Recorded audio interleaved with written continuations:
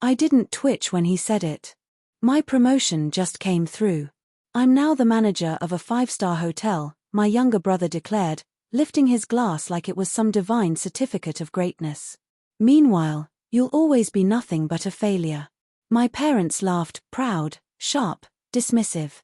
Then they glanced at me and shook their heads, that old familiar tusk carving through my ribs. Unlike some people, I said with a slow, measured smile.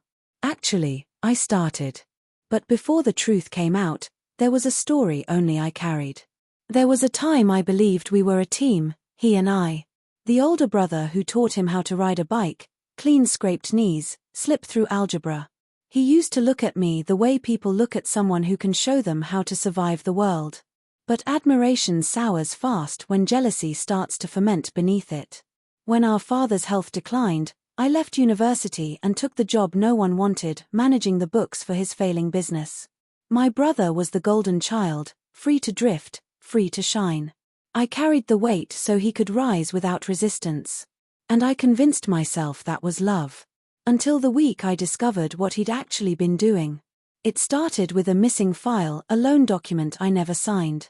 Then a sudden change in our father's tone, cold, suspicious. And finally, a message I was never supposed to see. Don't worry, uncle. I already told Dad the company collapsed because of him. He'll be pushed out soon. I'll run things better. My brother's words. My brother's plan. Being the favorite wasn't enough. He wanted the throne. It was almost impressive, the forged signature, the diverted funds, the perfectly rehearsed downfall. He acted it so convincingly that even my parents stopped meeting my eyes. It didn't break me. It sharpened me. He wanted a war. I preferred precision. I didn't confront him, too emotional, too crude. Instead, I catalogued every mistake he left behind. Old transaction logs, mismatched timestamps, confidential emails he forgot to erase. I traced each missing dollar back to him, mapped out his contacts, even visited the hotel where he worked long before the promotion he bragged about. I needed to see the kingdom he'd sabotaged everything to build. He wasn't a manager.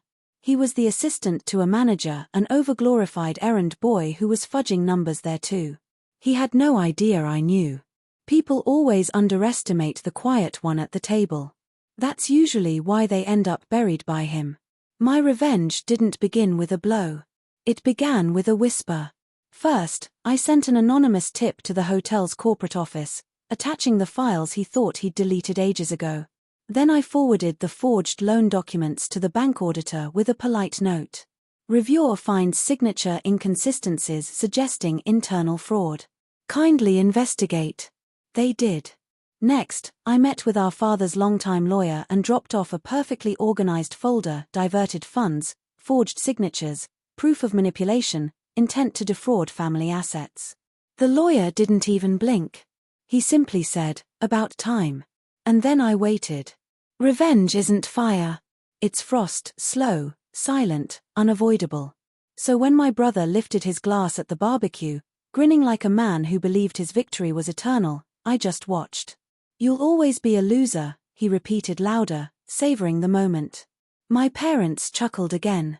Their laughter stopped instantly when 3 things happened at once. 1. My brother's phone vibrated. 2. His grin stiffened. 3. His glass slipped. He stared at the screen as if it were draining the blood from his face, because it was. Message 1. Your employment has been suspended pending investigation. Message 2. Evidence of corporate fraud uncovered in your department. He swallowed hard. This has to be a mistake. I reached for a skewer, turned calmly, and said softly, "Actually." All eyes landed on me. I've been assisting the investigators for months. The silence was so sharp it felt like it could shatter. I leaned toward him, my voice gentle, almost pitying. "You should have hidden your tracks better. Especially the ones you left on my accounts, the forged signatures, the funds you redirected." My mother's hand flew to her mouth. My father's chair scraped back. My brother stared at me like prey, realizing the shadow behind it isn't just a shadow. "You," he whispered. "You set me up." "No," I corrected. "You built the trap. I simply watched you step into it." Everything unraveled quickly after that. The hotel filed charges. The bank deepened its investigation. The lawyer moved forward with the family case. My parents finally saw the son they had protected and the one they had discarded. But I didn't stay to witness the downfall. I didn't need to. Walking away from that barbecue, I felt no rage, no guilt, just clarity. He taught me something crucial that day. Some betrayals deserve mercy. This one required precision. And I delivered.